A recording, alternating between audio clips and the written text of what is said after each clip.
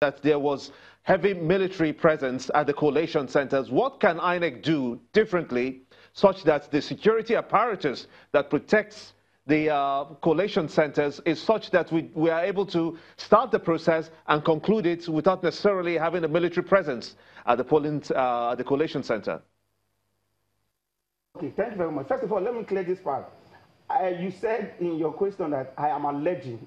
I am not alleging. Your clips, if anybody that is alleging, your clip from Channel shows the military presence in the coalition centers in Rivers State, so I'm not alleging. So the point we are making, and to answer your question, I am saying, and we are saying as civil society stakeholders, that at the coalition center, what we should have is accredited police officers, accredited security agencies, because in elections we always witness the deployment of the police, the civil defense, the federal road safety to some extent, immigration at some point, and maybe those are the agencies. And these security agencies can adequately take care of whatever rancor, whatever breakdown of law and order that may ensue in the coalition center. The coalition center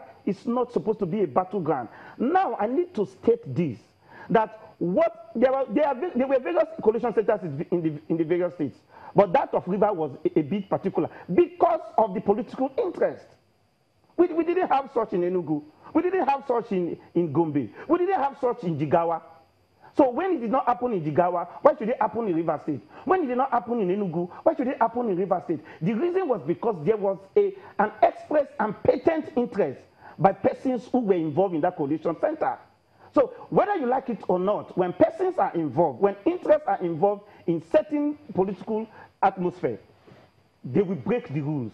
They will undermine the process, as what we have seen in the River State. So it's not a function of whether or not measures were not taken in coalition centers.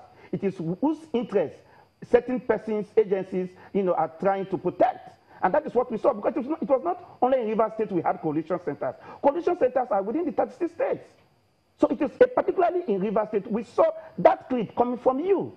That clip was not from me. It was not from the civil society. It was not from anybody. It came from channels. And so it was just because of the patent interest that certain persons have in election in River State that caused or that warranted such invasion. So the best way for us to have a peaceful process, a peaceful coalition in coalition centers, is to ensure that you know the number of policemen that will be at the center, you know the number of accredited election observers that should be at the center, you know the number of accredited political party agents that will be at the coalition center. And so if you are not accredited. Mr. Victor, if you can hear me, when you say that there are interests involved in this River State elections, could you be more specific? What interests are you talking about? Well, there are, of course, political interests. And I will make it clear to you. Prior to that election, we have seen a lot of persons during electioneering, during campaign, giving press conferences. I will give you an example. The governor of River State have said it in 2 or 3 press conferences that there is a ploy to deploy military to subvert processes in River State by, according to him, persons he named as the Minister of Transport. We have also seen in election campaigns where persons in their campaigns were saying that in River State is going to be something else. Messages were said in like some languages, one of our major languages in Nigeria, that this is what is going to happen. And the governor of River State have been saying it consecutively, that, for example, there is this GOC in Port Harcourt who have shown some level of interest, the military. Now, he wasn't accusing the police at that point. He never accused the civil defense. He never even accused other security agencies. He was so particular. And that is the chief security officer, as it were, of Rivers State. And he kept restating that part. And so those persons he mentioned, based on his statement and the actions, can now be established that they are the persons who have interest in the politics of Rivers State. All right, Mr. Gbese, my question is to you. As far as INEC is concerned, the lead agency for security during the elections is the police. Given what happened in Rivers State, it would appear as if the police wasn't allowed to carry out its function as the lead agency of election security in Rivers State. What's your take on that? Well, that is not correct. The altercation between the military and the police wasn't because the military didn't want the police to do their job or something else. In Rivers State, the question he asked my colleague, I wish he asked the question the second time again. At the collation center, people, you know, the military does not belong to Mr. Wike or the PDP in Rivers alone. It belongs to all the people. And but the participating political parties had raised the security alarm that people were going to doctor the reports at the collation center. So now it was the role and duty of the security agencies to ensure that people talks were not allowed to smuggle any material in. Before the election, the INEC national chairman had invited security agencies to partner with them in providing adequate security for the conduct of that election. So we are at a loss as to why in Rivers people were apprehensive of the security agencies, you know, carrying out their functions. In Rivers, military personnel were killed during the presidential election. I think no investigation has been carried out up to this moment. Even INEC officials were killed. Gbese. So if military personnel appear... Mr. Gbese, please try to answer the question directly. The police is the lead agency of election security.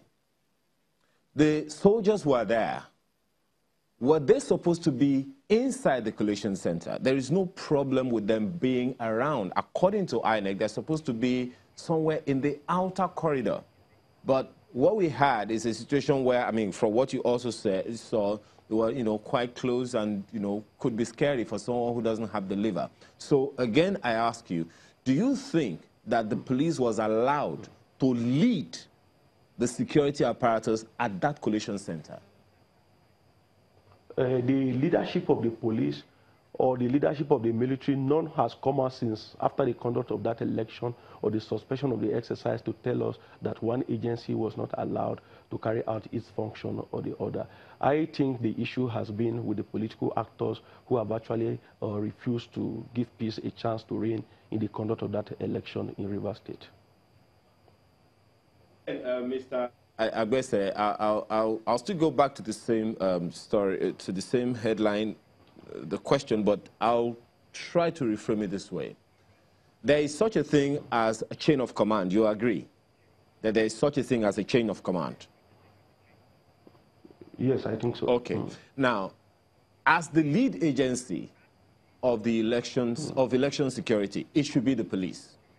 Shouldn't other security agencies follow the lead of the police during the collation at that particular center? Well, it depends on exactly on what the personnel who are deployed there are to do and what leadership formation they've equally adopted.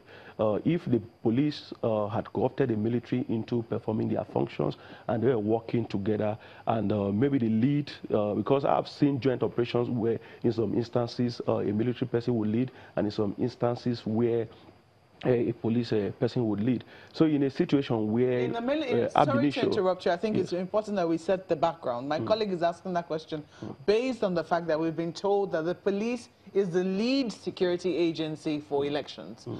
In that instance, would you say that that was what you saw? And I go back to his question again.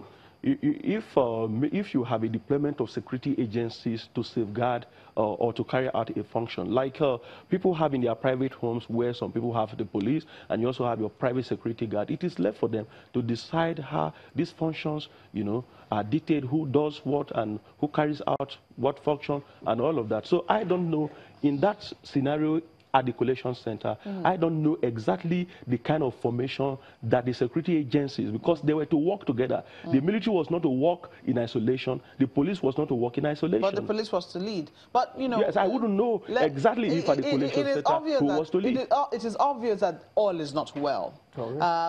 Sadly, even though we talk mostly about Rivers State, there have been accusations in other states as well. Mr. Giwa, you mentioned Akwa Ibom. The military has come out to say, the military high command, the chief of army staff has come out to say they are setting up an investigative panel to look at the role of their men during the 2019 elections.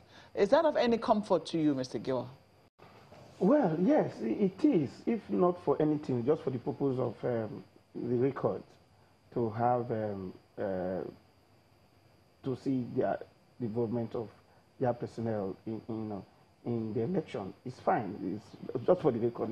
Let them tell us themselves. But I think that... you think that they're capable of doing their own investigation by themselves? That's where I'm going to. That's where I'm going to. I would have thought that the National Human Rights Commission should have set up a panel, or the military should have invited, because you cannot investigate yourself. I mean, this is an action against the system. Like I said, I'm afraid that's where I'm going to have to leave it. You think that it is okay for the military to investigate itself? Yes, it's a question of leadership, and I think the leadership of Lieutenant General Buratai has set a record of neutrality. And in times past where personnel of the military engage in human rights abuses, they've equally been able to sanction these officers. So if he has set up this committee, it is a question of Nigerians having the same level of confidence in his leadership to give it, Gentlemen, I have to interrupt you, Mr. Agbese. I'm sorry. Thank you so much for coming on Sunrise Daily. Mr. Philip Agbese is a lawyer and a civil rights activist, and Mr. Giwa Victor is a national coordinator advocate for people's rights and justice. He was also an election observer in the just concluded, well, in some places it's still ongoing 2019 elections. The program continues shortly. Please stay with us.